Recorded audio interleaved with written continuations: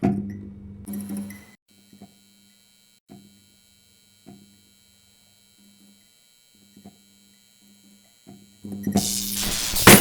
I'm Gavin Stone with Fanboy TV here at RTX, and I am joined by Jason Newlander of the Intergalactic Nemesis. Which is just this kind of fun retro 50s sci-fi looking type of thing, I take it, right? That's pretty much the story. What exactly is Intergalactic Nemesis? All right, the Intergalactic Nemesis is an adventure story, totally done independently out of Austin, Texas. And it takes place in the 1930s, totally inspired by the pulps, and takes the form of comic books and graphic novels, audio drama, a podcast, a web series, and a live theatrical production that's touring the world. Anything else you want to put in there? Like, is it going to be a cookbook one day? Maybe a rocket to Mars? Yes, all those things. Yeah, so it's, you mentioned it's got that nice sci-fi pulp feel going to it. What is your favorite old school sci-fi, like black and white movie?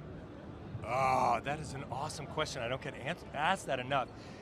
I am a huge fan of the Buck Rogers serials of the 1930s. Yes. And specifically Buck Rogers. The Flash Gordons are good, but the Buck Rogers somehow elevate it to a whole completely other level. Now, every time someone says Flash Gordon, we have to sing the chorus of that song, right? Flash! It's the savior of the universe. Got to do the guitar riff. So you've got a whole bunch of these. How many books do you have total? There are 3 books in the trilogy, and the third one actually comes out this fall. And I hear you've got another project that's coming to one of our friends' sites, oneofus.net. I am so excited about this. So, Jean-Pierre Desperrois, he's a secondary character in the first installment of the Intergalactic trilogy, and I'm giving him his own life, pretty actually independent of the Intergalactic Nemesis, so it's the kind of thing you can enter into without having any inkling of what else is going on with our larger project. But it's called Salt, and the story behind it is Jean-Pierre Desperrois. He is born into slavery in Haiti in the 1790s during a voodoo ritual with the uncanny ability to travel through space and time. So he's like a voodoo Doctor Who. He is a voodoo Doctor Who, but unlike Doctor Who has a very clear sense of good and bad and what's right and wrong, Jean-Pierre lives in a gray area. So right now, when we pick up the story, it's 1931 Tunis. He's a smuggler of salt and... Not pepper? Not pepper. No, actually, specifically salt from the mines of Taudini. Clearly, you need to do your salt mining research. I know. So, anyway, there's a series of murders. The bodies start piling up. Jean-Pierre gets implicated in it, and it's up to him to figure out he is exactly voodoo what's based, going on. So of course someone's gonna. Oh, he's got voodoo. He might have zombies. There might, or maybe not. Oh, did I just spoil something? Was there going to be voodoo zombies in here? Okay, I'm going to be hooked if there is. I'm not going to lie. Why did you decide to set this back in the 30s instead of like this far, far future where mankind's all like utopia? Well, I think it's, for me, it's all about that sort of pulp feel. The 1930s gives you a way to do dialogue that just totally wouldn't work in any other setting. And Jinkies, zoinks. Yeah, exactly. Cheapers, that sure is swell. Yeah. Well, there's that, but there's also the there's a great Raymond Chandler quote that I really love.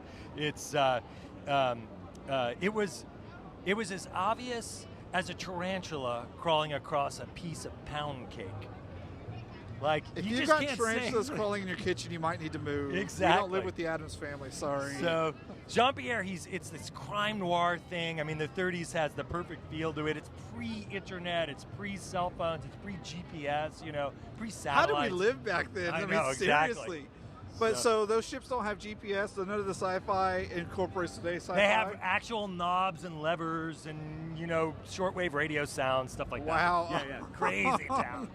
And robots, too, apparently. Yes, and robots were dreamed of back then. They're not yet invented. Are they good robots or bad robots? Oh, you'll have to discover the project to find out. Who is your favorite giant robot?